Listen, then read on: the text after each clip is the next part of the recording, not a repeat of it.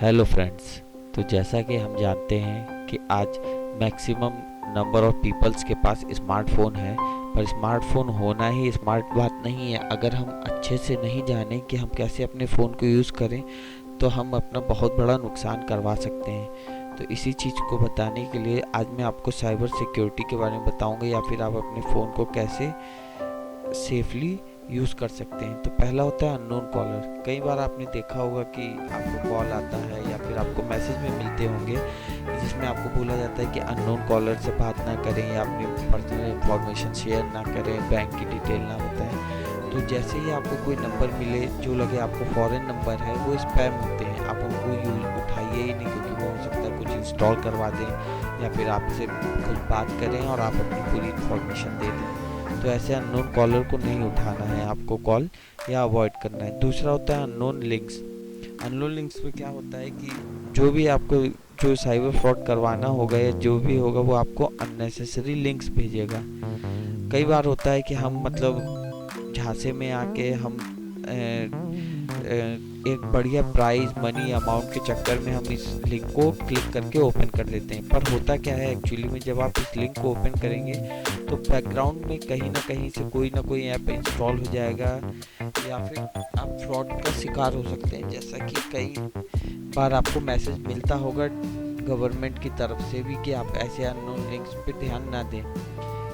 तीसरा होता है यूपीआई लिंक्स। अगर आपने यूपीआई बना रखा है डिजिटल पेमेंट करने के लिए तो बहुत होता है, आपको लगता होगा कि लोग कैसे आपकी इन्फॉर्मेशन जान लेते हैं, कि उन्होंने कॉल किया, आपका नाम कैसे बता दिया कि यही फ़ोन नंबर है। तो इसका सबसे अच्छा तरीका होता है कि जैसे कई यूपीआई पेमेंट होता है, जैसे अगर मैं फ़ोनपे की बात कर लूँ तो उनके लास्ट में आपके फ़ोन नंबर के बाद लास्ट एक्सटेंशन YBL लगता है। अमेज़न पे का @APL लगता है। तो इससे जैसे ही आप यूपीआई एंटर डाल के वेरीफाई करेंगे आपका नाम दे देता है, ठीक है, आप कोई भी फ़ोन नंबर। तो जाहिर सी बात है जो साइबर फ्रॉड या फिशिंग वाले करते हैं वो लोग यही करते हैं कि नंबर डाला है @YBL या APL जो भी कि आपका नाम है, तो वो कॉल करेंगे, आपको नाम बोलेंगे, तो आप हो सकता है ऐसे भी हो। पर आपको कभी भी इन सब चीज़ों पे ध्यान नहीं देना है। और इसमें एक ऑप्शन ये भी होता है कि वो डायरेक्ट डाल के आपसे रिक्वेस्ट कर सकते हैं।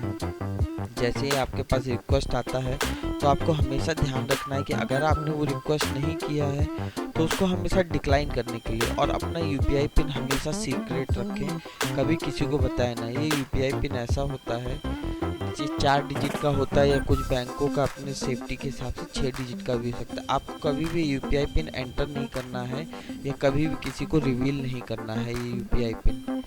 तो ये आपकी सेफ्टी होती है। जैसे ये फ़ोन पे का है, आपको पूछ दिया ये पे करना है, अगर आपने पे करके यूपीआई डाल दिया आपके पैसे तुरंत अकाउंट से डिडक्ट हो जाएगा। तो आपको ये सब चीज़ों को अवॉइड करना है, डिक्लाइन करना है, क्योंकि जितना ज़्यादा आप इन सब चीज़ों पे ध्यान देंगे, किस चीज़ के लिए आप पे कर रहे हैं, किस चीज़ के लिए नहीं कर रहे हैं, आप सेफ्टी बनाए रखेंगे। इसके बाद हम आते हैं पॉपअप ब्राउज़र पे। पॉपअप क्या होता है, जैसे ही आप किसी साइट को विजिट करते हैं तो बैकग्राउंड में अपने आप ही एक साइट खुल जाती है। तो ये जो बैकग्राउंड साइट खुलती है इनको हम पॉपअप्स बोलते हैं। तो ये पॉपअप क्या होता है, कई बार होता है कि आपको वार्निंग देते हैं आपका फ़ोन स्लो चल रहा है या फिर कुछ भी, या ये डाउनलोड करिए वो डाउनलोड करिए। तो आपको क्या करना है, हमेशा इनको क्लोज कर देना है इन पॉपअप को हटाने के लिए, या फिर एड ब्लॉक का एक्सटेंशन होते हैं आप उसको डाउनलोड कर लें। हाँ, एक्सटेंशन भी आपको डाउनलोड करना है तो बहुत ध्यान से करना है, क्योंकि एक्सटेंशन इंस्टॉल तो हो जाते हैं पर आपको दिखते नहीं हैं। तो अगर दिखते नहीं है तो ये बैकग्राउंड में वर्क कर रहे हैं, तो कुछ ना कुछ तो आपकी इन्फॉर्मेशन चुरा रहे होंगे।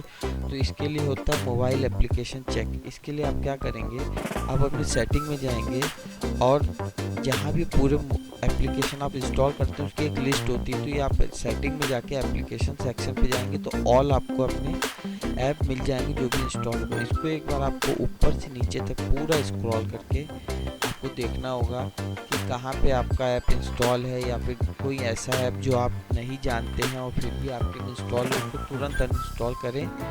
क्योंकि बहुत बार ऐसा होता है कि ये सब बैकग्राउंड में आपके फ़ोन के इन्फॉर्मेशन धीरे धीरे थोड़ा थोड़ा करके हैकर्स तक आपके पहुंचाते रहते हैं और आपका बैकग्राउंड डेटा चोरी होता रहता है।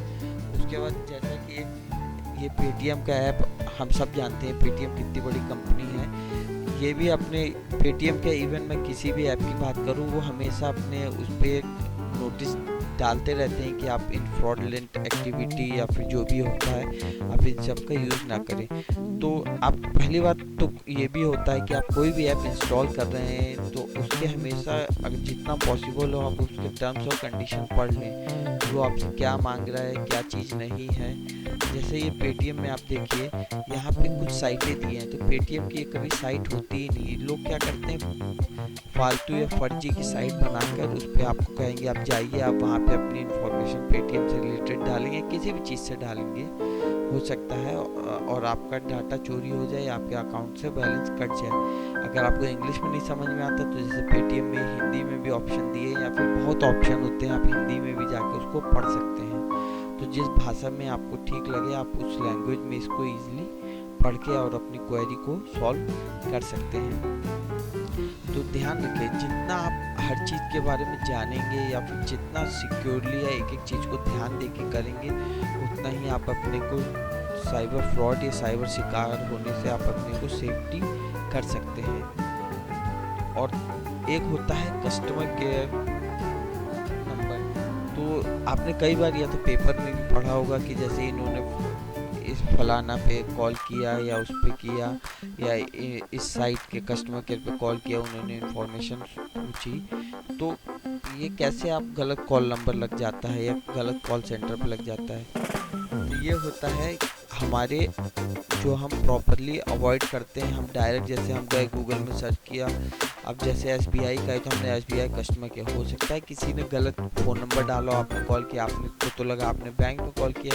तो इसका सबसे अच्छा तरीका होता है ऑफिशियल साइट पे जाके, जिस भी कंपनी का आपको चाहिए आप उनके ऑफिशियल साइट पे जाएं और उनके उससे आप जो भी ऑफिशियल फ़ोन नंबर हो उसको निकाल लें। बैंकिंग का तो सबसे अच्छा तरीका होता है ऑफिशियल नंबर निकालने का, आपका ATM कार्ड आता होगा, आपके ATM कार्ड के जो भी उसका कवर होगा उसमें बैंकिंग के कस्टमर केयर नंबर लिखे होते हैं, आप उनसे कर सकते हैं। या अगर आपके पास पासबुक हो तो उसमें नंबर होते हैं, कर सकते हैं। नहीं तो सबसे अच्छा ऑप्शन होता है आप ऑफिशियल साइट पे जाएं, पहले चेक कर लें कि साइट सिक्योर है कि नहीं, उसके बाद उनके कॉन्टैक्ट अस या फिर हो सकता है थोड़ा ढूंढने में टाइम लगे, आप वहाँ से ऑफिशियल नंबर निकाल सकते हैं। जैसे ये मैंने SBI का किया है और दूसरा ये बैंक ऑफ बड़ौदा का। बैंक ऑफ बड़ौदा का जैसे सामने ही है, तो जैसे ही आपने कॉन्टैक्ट अस पे क्लिक किया आपको कस्टमर केयर के डायरेक्ट नंबर मिल गया। आप इन नंबरों को ही हमेशा डायल करिए ऑफिशियल साइट से जाके विजिट करते हुए।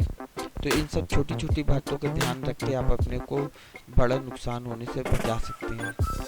सो be aware, be safe, thank you.